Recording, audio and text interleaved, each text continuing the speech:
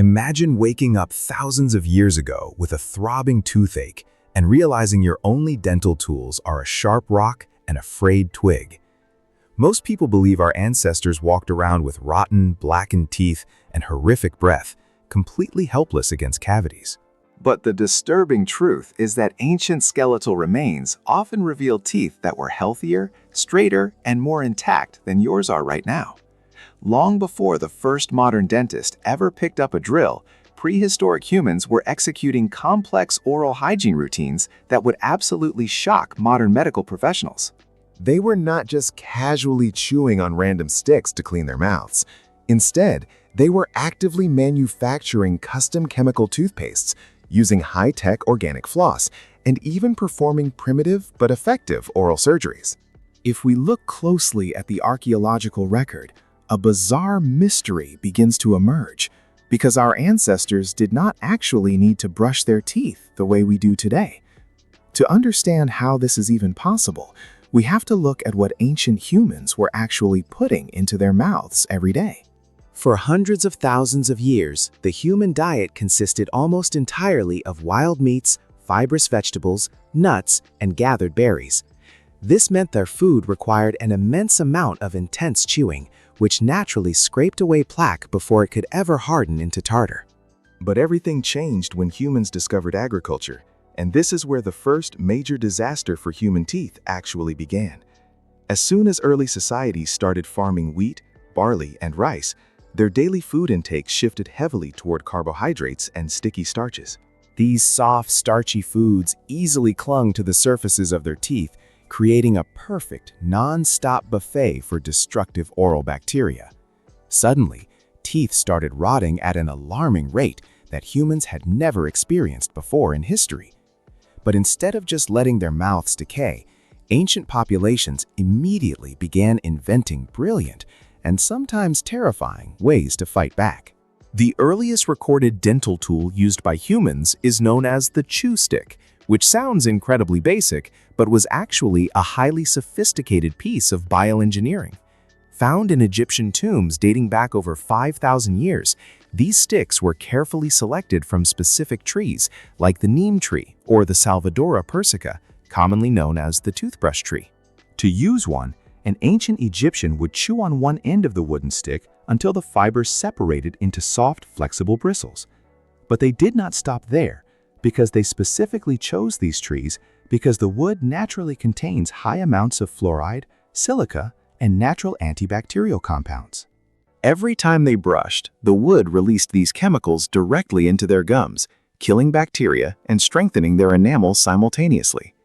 But what happened when a simple stick was not enough to clean away the sticky residue of a heavy carbohydrate diet? The ancient Babylonians and Egyptians realized they needed something abrasive to scrub their teeth clean, so they decided to invent the world's very first toothpastes.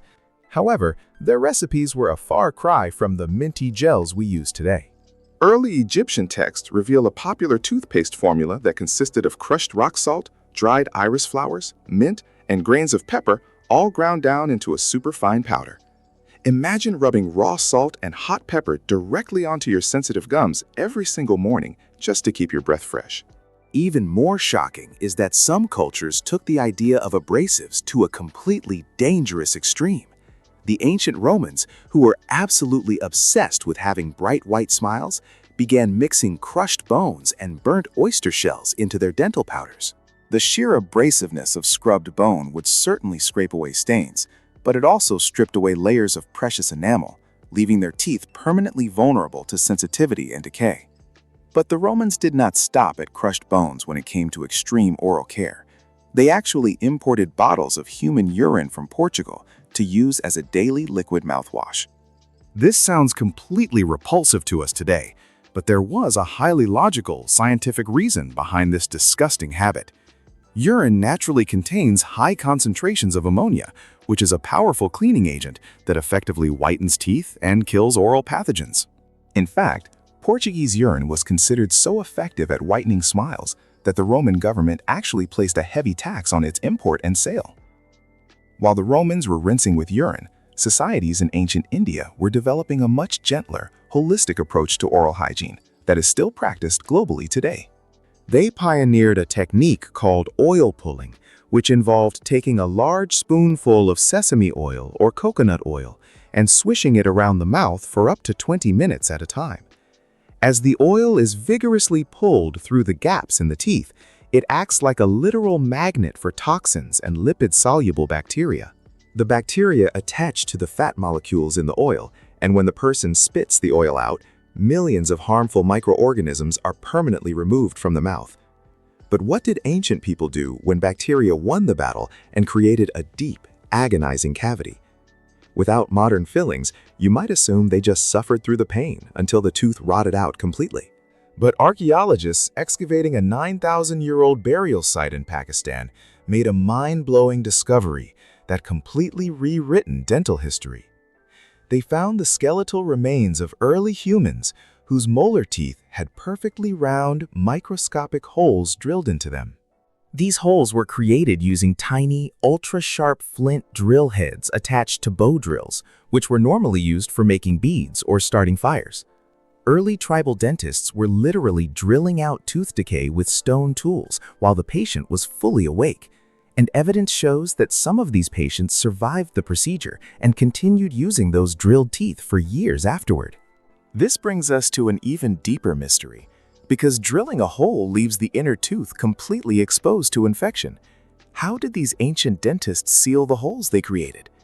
In a remote cave in Italy, researchers found a 13,000-year-old tooth that contained traces of a mysterious, dark substance packed tightly inside a cavity. When they analyzed it in a lab, they discovered it was a primitive filling made from a mixture of natural beeswax, hair, and plant fibers. The beeswax acted as a waterproof, antibacterial seal, while the hair and fibers provided structural reinforcement, functioning exactly like modern composite fillings do today. But dental care in the ancient world was not always motivated by health or pain relief.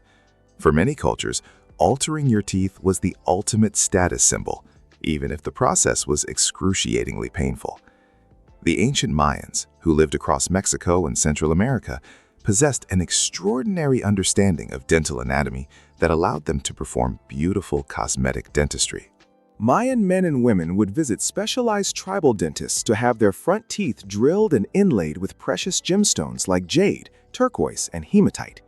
The dentist would use a copper tube spun by hand with abrasive volcanic dust to bore a perfect hole through the enamel, then attach the gemstone using a super strong adhesive made from natural plant resins.